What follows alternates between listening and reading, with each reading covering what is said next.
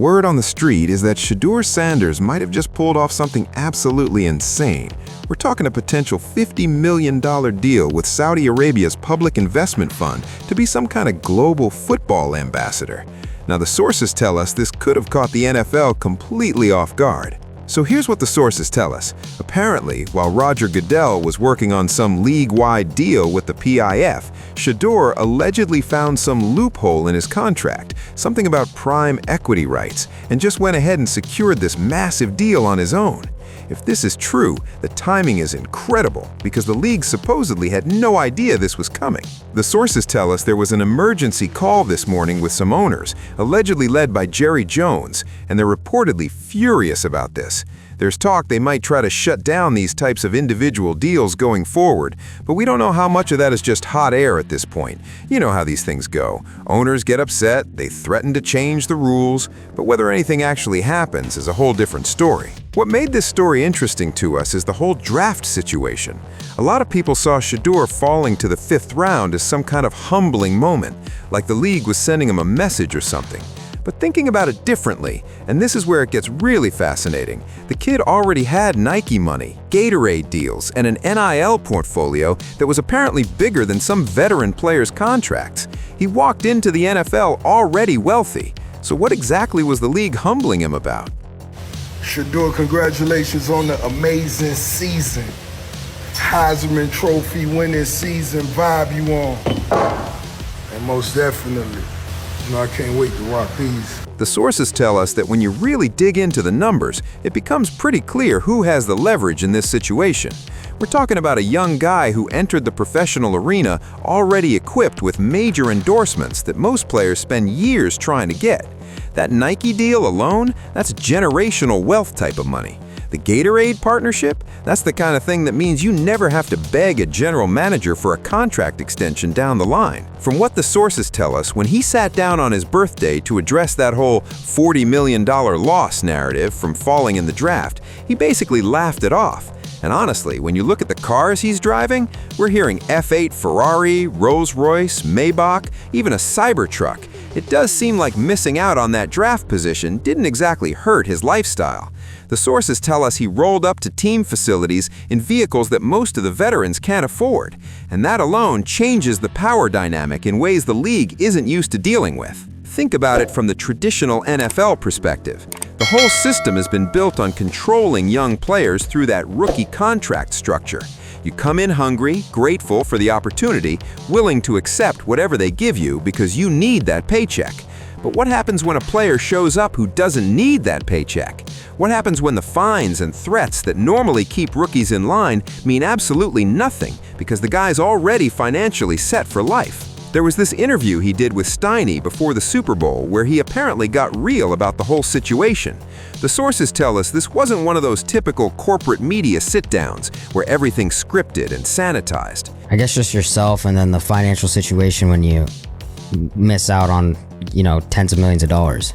I mean, are you going... It's out of your control, we know that. I mean, but that's what I'm saying. If you've been operating in regular life and like make decisions that's fine with you, then nothing's gonna change. Mm-hmm. So that's why I'm thankful and I'm blessed to nothing change, for me. So like that wasn't really, like that's just joking.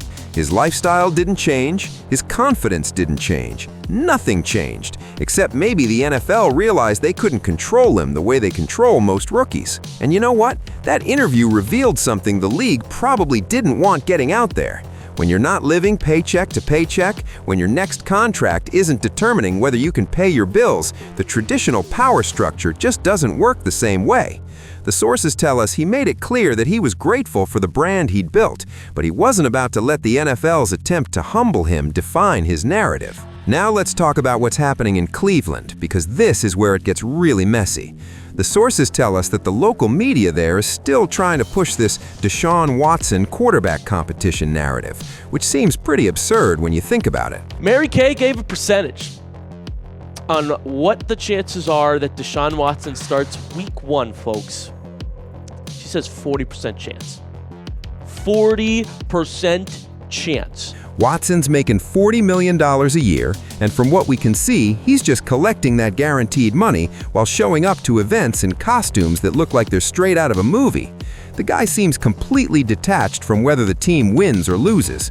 Meanwhile, Shedeur is the one actually putting in the work, grinding every day, trying to earn respect in a city that seems determined to doubt him. The Cleveland media keeps trying to manufacture this drama, this rivalry, but they're missing the obvious reality. The real story is a team rallying around a young quarterback who's already proven he can handle more pressure than anyone else in that locker room. Behind the scenes, the sources tell us the Browns organization is kind of a mess right now. Jim Schwartz stepped down as defensive coordinator, there's supposedly chaos with the coaching staff, and word is that head coach Todd Monken might be dealing with some insecurity issues about his authority. The sources tell us he's demanding everyone fall in line with his vision, while the organization is apparently crumbling from within. It's like a house of cards ready to collapse at any moment. Usually in situations like this, the rookie becomes the scapegoat, right? When things go wrong, it's easy to blame the new guy who doesn't have any political capital built up yet. But Shedeur doesn't seem like the type to let that happen. The sources tell us he's not letting the internal politics or the media's misleading narratives dictate his story. He's writing his own script, and that script doesn't involve him being a pawn in Cleveland's front office games. What's really fascinating to me is how this represents a fundamental shift in how athletes are building their careers.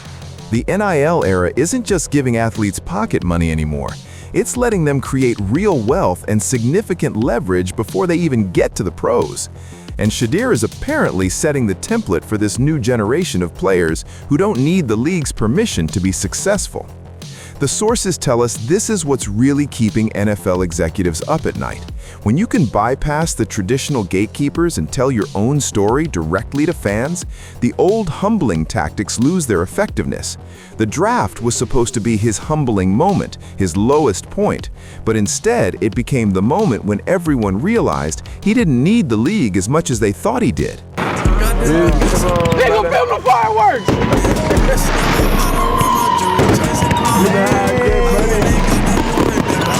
This is the best birthday ever! This is the best birthday ever! We got fireworks in the backyard! I stay grinding. Can't with me. Yeah, they lying. I ain't even hit my peak. I ain't trying. 100K. 1, 2, 3. Happy birthday to you! Happy birthday to you! Happy birthday to #1 brother today! Happy birthday to you! That birthday party he threw in Canton, Texas? From what we saw, it was completely on his terms. Private, exclusive, lavish, and entirely under his control. No need for ESPN or any traditional media to validate it. He's got his own platform, his own YouTube channel, his own direct connection to his audience. The sources tell us he doesn't need Fox Sports or ESPN to tell him he's a star. All he needs to do is hit upload, and he's reaching millions of people on his own terms. This is the kind of power shift that fundamentally threatens the NFL's business model. For decades, the league controlled the narrative. They decided who got coverage, who got praise, who got criticized. But when players can build their own media empires, when they can speak directly to fans without a filter, the league loses that control. And based on what the sources tell us, the NFL is in complete denial about how much control they've already lost. So, here's what I'm wondering. Is the NFL actually ready for a future where players have this much power independent of the league? Because if what the sources tell us about this Saudi deal is true, it could be a major turning point. Think about what this means. A rookie, before even playing a single NFL game, securing a $50 million international deal that the league apparently knew nothing about. That's not just a player making money. That's a player demonstrating that the NFL isn't the only game in town anymore. The league tried to send a message by letting him fall in the draft. The sources tell us they thought they could humble him, remind him that they are in charge, that he needs them more than they need him. But it seems like the only message that got sent was that Shedeur doesn't need them as much as they might need him. He's already built a brand, secured generational wealth, and established himself as a star without needing the NFL's validation. And here's the thing that the sources tell us is really driving the owners crazy. Other young players are watching. They're seeing Shedeur navigate this system successfully. They're seeing him maintain his leverage, protect his brand, and build wealth on his terms. That's a blueprint that other talented athletes are going to follow. And once that happens, the NFL's traditional power structure is in serious trouble. Oh, who gonna wear Jordans again, bro? And your daddy got his own shoe. Exactly. Mine coming soon. The sources tell us that emergency call with the owners this morning wasn't just about Shedeur. It was about the future.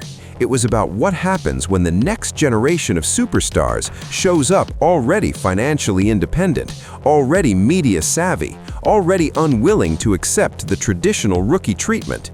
The old system depended on desperation. Rookies desperate for that first contract, desperate for playing time, desperate for the approval of coaches and scouts. But what happens when desperation isn't part of the equation anymore? Now, I want to be clear, we can't verify every detail of this Saudi deal story. The sources tell us it's real, the pieces seem to fit together in an interesting way, but until there's official confirmation, we're dealing with what we're hearing through the grapevine. But even if some of the specifics are off, the larger narrative here is undeniable. Something fundamentally has shifted in the relationship between the NFL and its players, and Shedeur Sanders seems to be at the center of that shift. Did the NFL really try to humble Shedeur to keep power with the owners? Are the Browns making a massive mistake with their Watson obsession when they have this kind of talent ready to lead? And is the era of the grateful rookie officially over? These are the questions that I think define this moment in NFL history. The sources tell us what we're witnessing isn't just about one player or one deal. It's about a complete transformation in how professional athletes approach their careers. It's about leverage, independence, and refusing to accept the traditional power structure just because that's how things have always been done. As we head into this season, the sources tell us the real story isn't going to be found in Cleveland's headlines or in the analysts debating draft position. The real story is going to be watching whether the NFL can adapt to this new reality or whether they're going to keep fighting a battle they've already lost. Shedeur Sanders has already won the biggest victory. He's secured his freedom. He's proven that the NFL needs him more than they need him, and that's a game changer. Drop your thoughts in the comments because this is the kind of story the mainstream media probably won't touch with a 10-foot pole. They've got too many relationships to protect, too many access points to maintain. But we can talk about what's really happening here.